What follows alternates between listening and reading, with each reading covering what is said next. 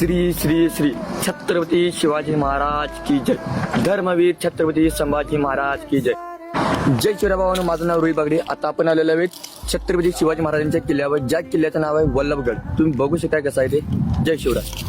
शप्प सांगतो भावांनो, एवढी मोठी जी गुफा आहे ना, जबरदस्त गुफा आहे.